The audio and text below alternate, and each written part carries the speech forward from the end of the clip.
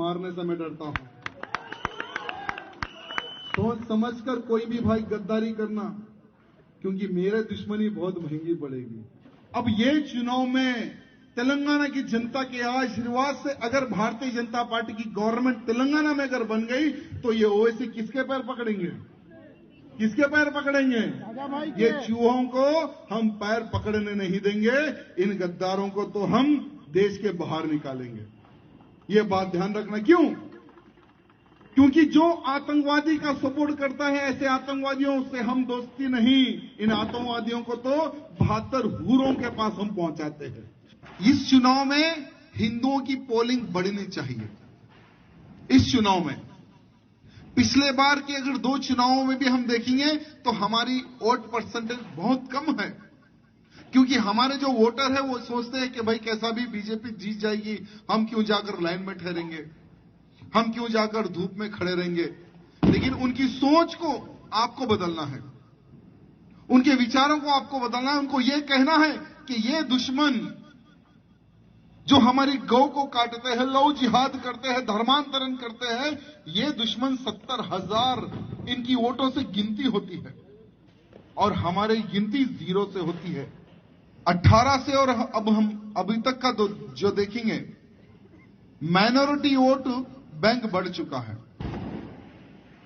15,000 से 17,000 बोकसिंग वोटों को बढ़ाया गया है गोशामेल विधानसभा में, क्योंकि इन्होंने कैलकुलेशन किया 18 के चुनाव का कि 18 में माइनॉरिटी वोट 2 जगह बटा, इसलिए नुकसान हुआ, इसलिए अब माइनॉरिटी को 1 साइड गिराना है और गोशामेल में जो हरा झंडा है उसको लहराना है। उनका ये टारगेट है।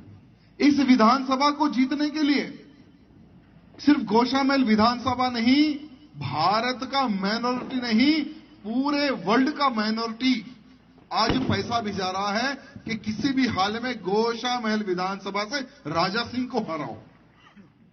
जब मैं जेल में था तो बहुत सारे पुराने शहर में लोग कहते थे कि हम सर कलम करेंगे बेटा, हमारी बकरे की गर्दन नहीं है हमारी, जो हमारी गर्दन तक तुम्हारी छुरी आ जाए। छुरी आने से पहले हम हाथ गायब कर देते हैं, छुरी आने से पहले हम हाथ गायब कर देते हैं, क्योंकि पिछले 10 सालों से मैं आपकी सेवा के लिए खड़ा हुआ हूं। जिहादियों के बीच में एक चट्टान की तरह मैं आपकी रक्षा के लिए और आपकी सेवा के लिए मैं खड़ा हुआ हूं। तो ये चुनाव में भी हमने पूरी पकड़बंद करके रखी है वहां पर कि कौन कहां से किधर फोन कर रहा है, कौन नेताजी नगर से बाहर जा रहा है, कौन जामबाग से किस गली से किस घर में जा रहा है, कौन किस होटल में बैठ रहा है। इलेक्शन के बाद उल्टा लटका दूंगा, बड़ी बात नहीं बोल रहा हूं। ये लड़ाई धर्म की लड़ाई है और धर्म को जिताना है, अधर्मियों को हराना है। ये बात ध्यान रखना। नमस्कार।